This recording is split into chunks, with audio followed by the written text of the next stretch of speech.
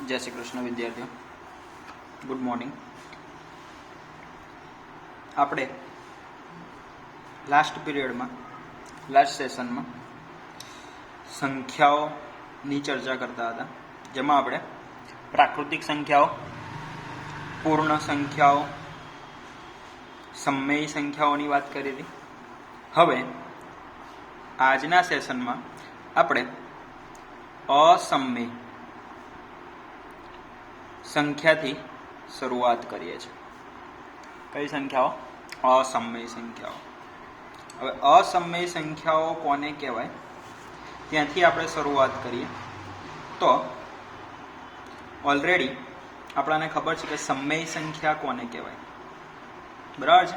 આપણે ટૂંકમાં એવું યાદ રાખીએ તો પણ ચાલે કે જે સમય ન હોય એ બધી અસમય સંખ્યાઓ કહેવાય, જે સમય ના હોય એ બધી અસમય સંખ્યાઓ કહેવાય, એવું કહી શકાય, બરાબર છે। પરંતુ ગાણિતિક દ્રષ્ટિએ તેની વ્યાખ્યા અલગ થશે। શું થશે? તો જો સંખ્યા એસ ને પી પૂર્ણાંક અને ક્યુ શૂન્યેતર પૂર્ણાંક, આપણે અગાઉ ચર્ચા કરી ગયા છે કે શૂન્યેતર એટલે શૂન્ય સિવાયની, બરાબર છે, શૂન્યેતર પૂર્ણાંક હોય તેવા પી અને ક્યુ માટે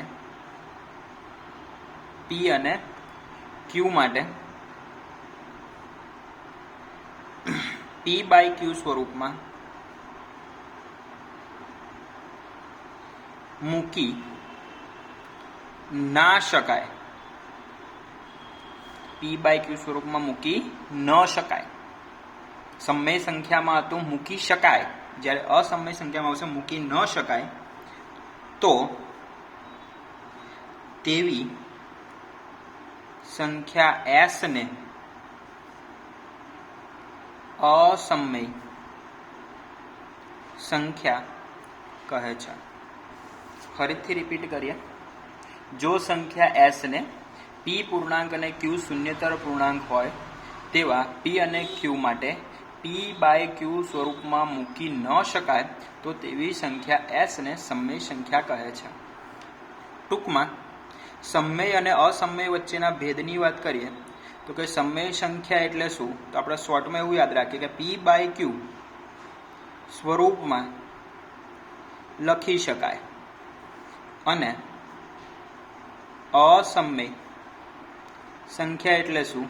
તો કે પી બાય ક્યુ સ્વરૂપમાં ના લખી શકાય, બરાબર છે, આવી વાત થઈ। હવે આગળ વાત કરીએ અસમય સંખ્યાના ઉદાહરણ।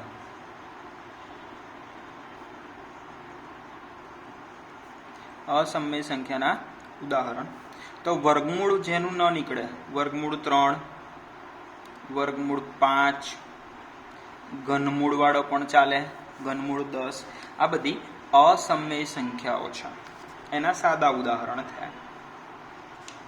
હવે બીજી વાત કરીએ અસમય સંખ્યાની, તો એ પહેલા આપણે દશાંશ સ્વરૂપ વિશે શીખવું પડશે। અસમય સંખ્યા હોય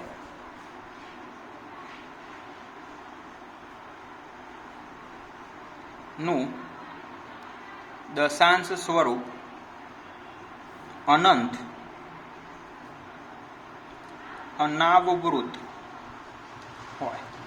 અસમય સંખ્યાનું દશાંશ સ્વરૂપ અનંત હોય અને અનાવૃત હોય।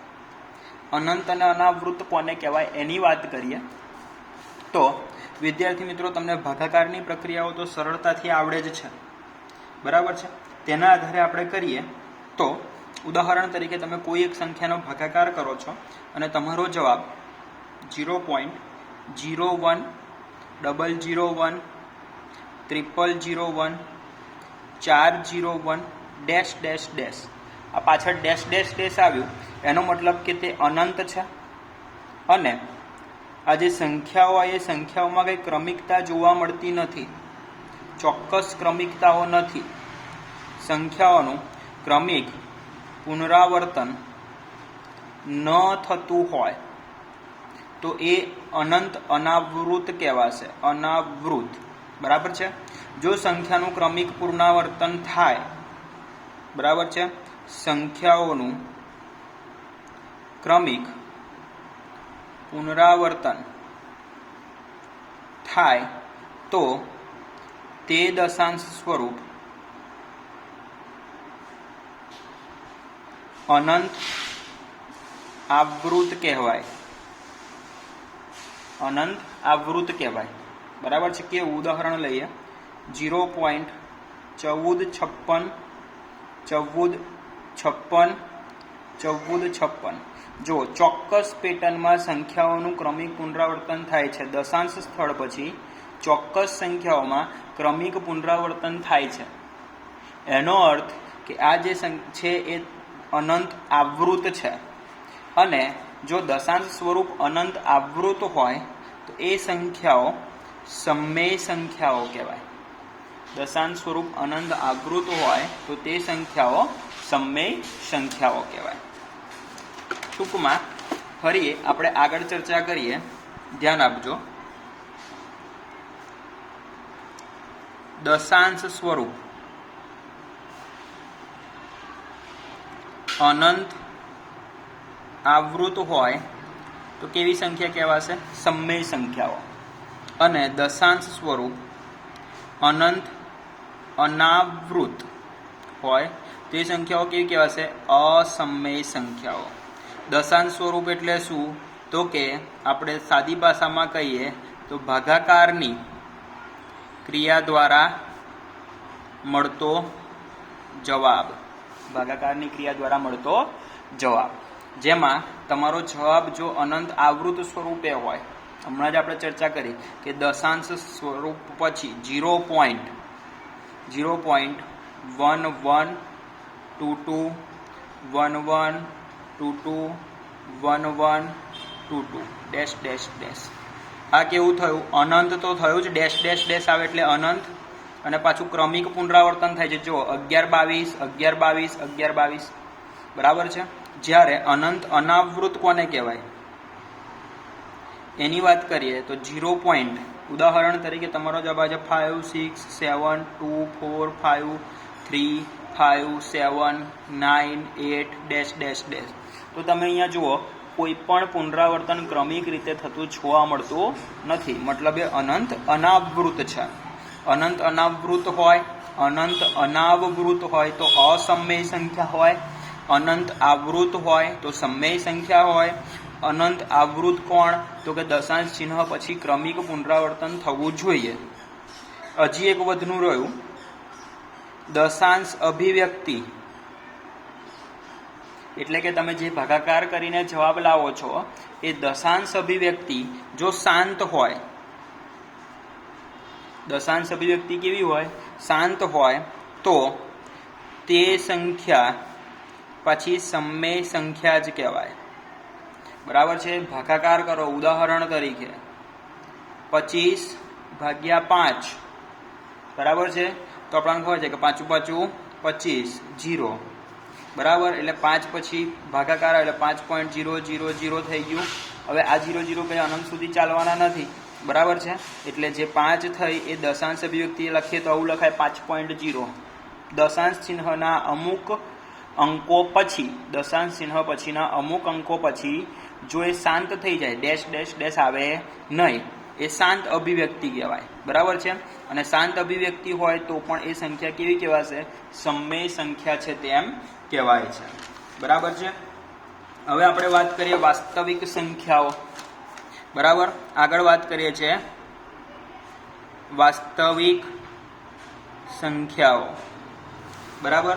વાસ્તવિક સંખ્યા કોને કહેવાય એની વાત કરીએ તો વાસ્તવિક સંખ્યા એટલે શું? તો કે વાસ્તવિક સંખ્યાને તમે આપણે આગળ શીખીને આવ્યા, બે પ્રકારની સંખ્યાઓ હોય, સમમેય અને અસમમેય.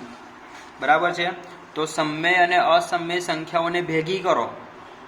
સમય અને અસમય સંખ્યાને ભેગી કરો અને એના દ્વારા મળતો જે સમૂહ છે એ વાસ્તવિક સંખ્યાઓ કહેવાય. બરાબર છે? એટલે લખીએ સમય સંખ્યા અને અસમય સંખ્યા ના સમય સંખ્યા અને અસમય સંખ્યાને એક સાથે લેતા જે સમૂહ મળે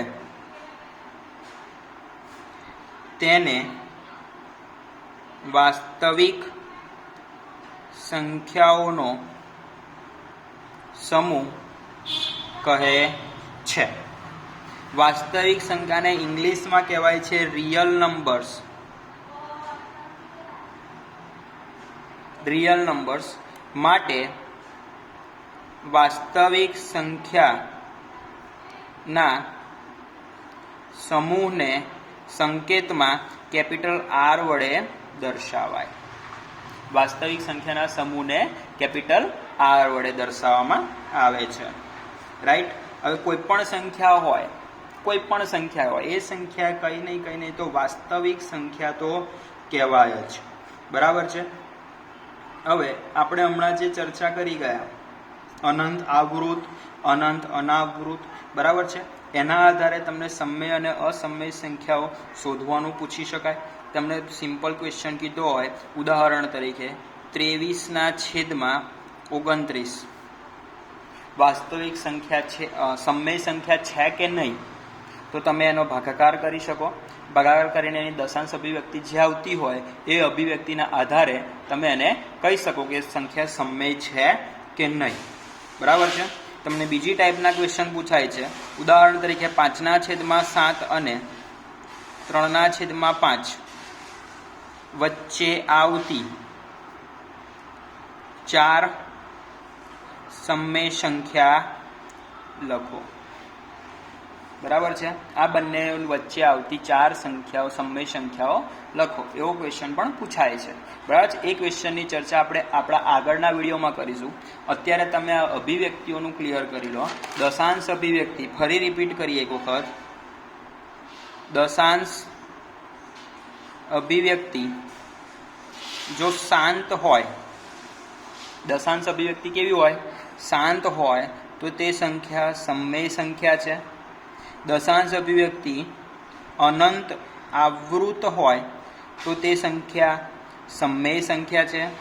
દશાંશ અભિવ્યક્તિ અનંત અનાવૃત હોય તો તે સંખ્યા કેવી સંખ્યા આવશે? અસમય સંખ્યા. અસમય સંખ્યા માટે દશાંશ અભિવ્યક્તિ અનંત અનાવૃત હોવી જોઈએ. અસમય સંખ્યાને p/q સ્વરૂપે દર્શાવી શકાશે નહીં, જ્યારે સમય સંખ્યાને p/q સ્વરૂપે દર્શાવી શકાય છે. આજના સેશનમાં આજે આપણે આટલું રાખીએ છીએ.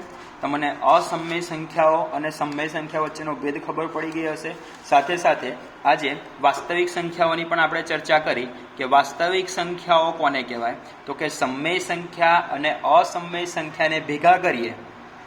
સમય સંખ્યા અને અસમય સંખ્યાને આપણે શું કરીએ છીએ? ભેગા કરીએ છીએ.